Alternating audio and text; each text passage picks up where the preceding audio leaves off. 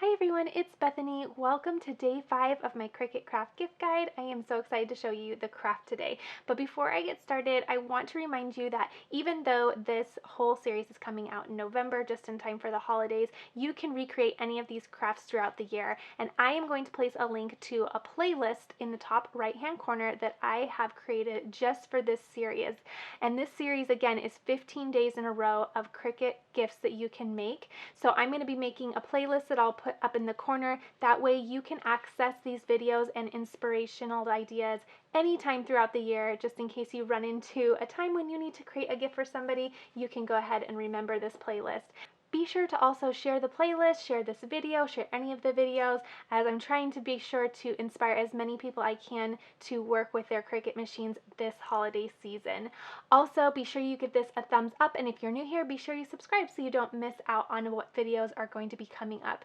Besides the Cricut Craft Gift Guide, we have a lot of fun things coming up for the holidays as well, and I'm really excited to show you that content too.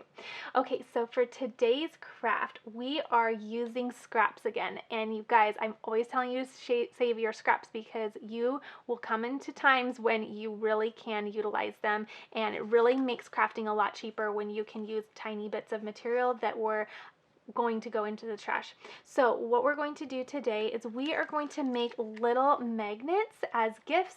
These are little 3.5 by 3.5 inch magnets that I got from Michael's. You can flip a little picture inside. We're going to add a little vinyl to decorate them, but they are very inexpensive. I will link them in the description box below, as well as all of the materials that I'm using here today. But they make for wonderful gifts for just about anybody. So you can personalize them. You can say whatever you'd like, but I'll inspire you with how I'm going to decorate mine today. So I have 2 of these little fridge magnets. I also have some scrap Oracle 651 vinyl. So I have 2 little pieces from my scrap bin that I pulled out. I will be sure to share my link to how I save my scraps because it really makes it easy for me to locate what scraps I need when I come to a project that is smaller in size. I also have my Cricut Joy mat because we are going to be using the Cricut Joy today, and then I have a measuring tape and some transfer tape. You just need a little bit. I have my scraper squeegee tool and a weeding tool. The reason we're using the Cricut Joy mat today is because we are using material that is not smart material.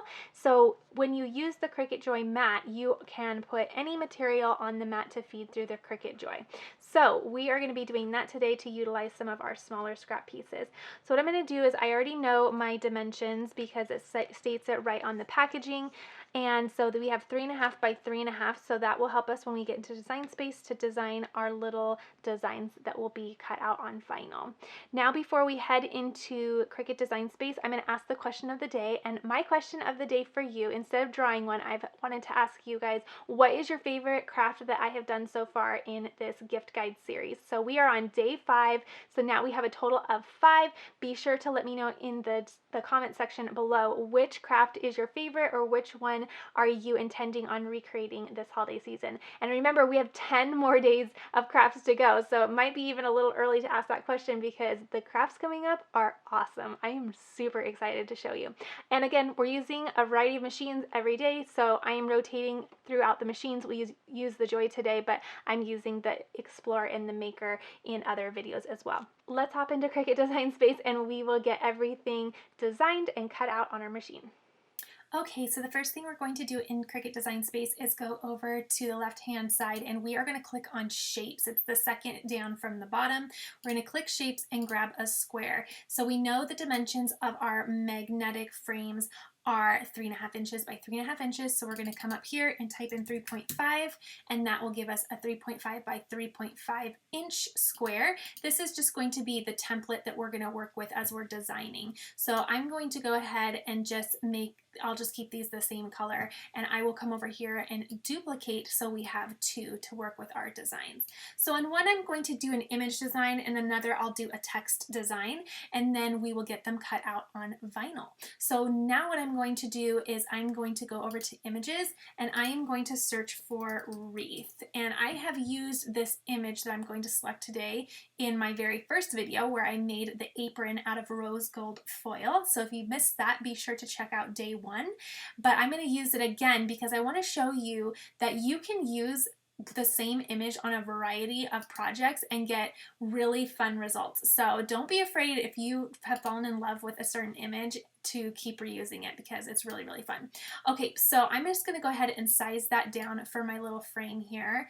And I'm gonna make that, looks like about, let's go a little over 3 inches. So that looks just about right.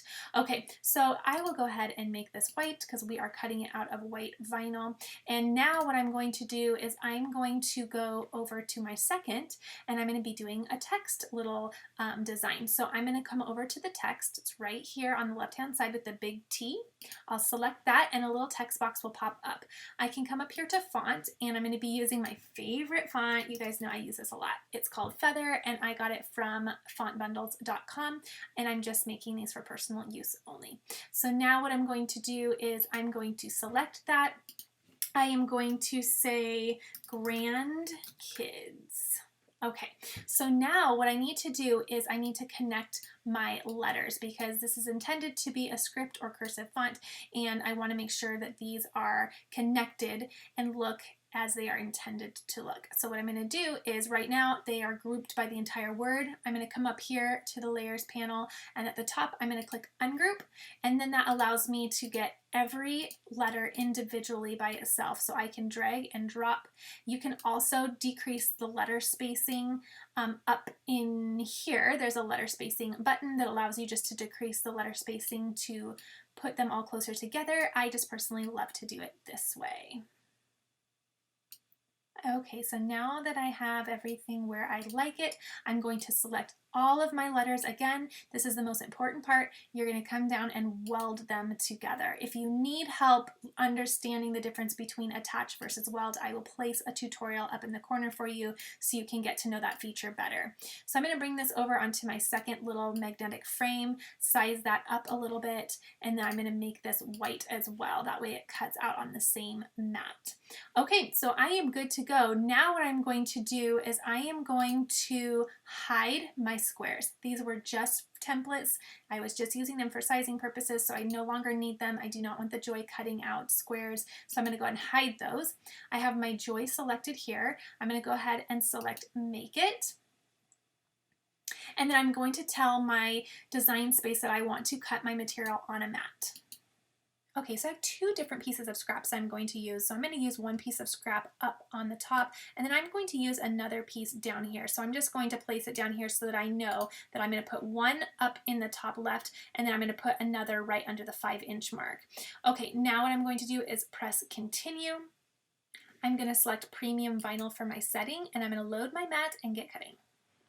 Okay, so with my first piece of vinyl, I am looking at Design Space to look at my mat preview because it will tell me exactly where to place my vinyl. And remember, I moved it around on the mat so that I could place 2 separate pieces on my mat and utilize the most of my scraps. So I have one going right up here, and then I have another going right down here, right at that 5-inch mark. So I'm going to go ahead and place that right there, and I should be all good to go. So now I'm going to go ahead, open my Joy, auto load my mat, and then press go. While that's cutting, I'm just taking a little bit of rubbing alcohol, placing it on a cotton swab, and I'm just going to clean off the surfaces of my little magnets here, just to make sure that they are nice and ready to go. This helps the vinyl stick better if there are no oils or dirt on the surface that is being placed on. So I'm just going and making sure that they're nice and clean, and then giving it plenty of time to dry. Okay, so it is all done. I'm going to go ahead and unload my mat, and then it looks like it cut really, really perfectly. I'm going to go ahead and put my mat upside down and then just bend the mat away from the material just to make sure all of the vinyl pieces stay intact and don't become disrupted on the mat when it's being removed. And coming in with my True Control knife, I'm just going to cut out the middle of this just because I use a lot of white vinyl when I am using my Cricut, so I like to save as much as I can just because you never know. And this is one of those crafts where it's kind of a true testament to you can always find a use for little small pieces. Okay, so before I start weeding, what I'm going to do is I'm going to flip my vinyl over, and I'm going to take my little scraper tool, and I'm just going to press down and make sure that all the little pieces are in their place before I start weeding. And I'm going to do the same right over here. I'm working with smaller pieces, but the Cricut does a great job at cutting out small pieces, but I just want to make sure that I weed them really well as well. Okay, so now I'm going to go ahead and grab my weeding tool, and I'm going to just pierce the corner and start weeding out all the parts of my design that I do not intend to keep. So if anything tries to peel up, I will just help it stay back down with my weeding tool. Okay, and just going slow because this is a smaller and more fine design. But all you have to do is just take it slow. Also, Oracle 651 vinyl weeds so well. I really love working with it. Also, another thing about their vinyl is that their white vinyl comes on a blue background, so it's really, really easy to weed because you can see it really well, which is one of the reasons as well that I love working with their stuff. And I'm not sure if all of their colors come on a blue background, but I know the white does, and so that makes it really easy because white on white is super difficult to weed. So now I'm just going through, and I am getting all of the little middles of the leaves out, and I'm just kind of placing them to the side and getting them all weeded. I'm also finding with these pieces, the tiny insides of the leaves, that it's really effective if you just pierce them with your little weeding tool and then just kind of grab them like that. I'm finding that that is being a very effective method for getting those little pieces out. And then I'm just collecting them right on my little fingertip here just to keep all of the little pieces in one spot. Okay, so that first one is done being weeded. It looks really, really good. So now I'm just going to clean up a little bit and move on to my second. Okay, so I'm all done weeding. Now what I'm going to do is I'm going to take my transfer tape, and you'll notice I only grabbed one piece of transfer tape because I like to reuse my transfer tape, and as long as it's sticky and you think that it's good to go, you can reuse it. So I love this clear grid line transfer tape. I'll link it below. I love using it on designs like this where you're going to really need to center it. So designs or projects where you really need to see through it. So now it doesn't fit over my entire design. Some of the little leaves are peeking out. So if that bothers you, just cut a piece a little bit bigger. I'm just using a scrap piece, so I'm trying to utilize and make this a completely scrap project, and it doesn't bother me that that is sticking out because as long as most of it's on there, you're good to go. Okay, so now I'm just flipping it over, and then I'm going to scrape down on the back as well. Okay, with that still flipped upside down, I'm just going to slowly peel away the backer. Okay, just like that. So now what I can do is grab one of my little frames here, and then I'm going to place my design right. I'm going to center it, whoops, and get it laid right down. Okay. And that looks good. So now with my finger, I just go down and press down first.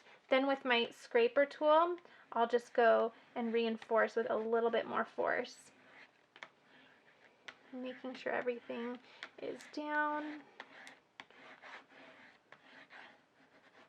Okay, and then I'm going to just grab the corner here, and then I am going to slowly peel away the transfer tape, leaving the vinyl right on my little magnet piece. How cute is that? Oh my gosh, I can't wait to get a picture in there.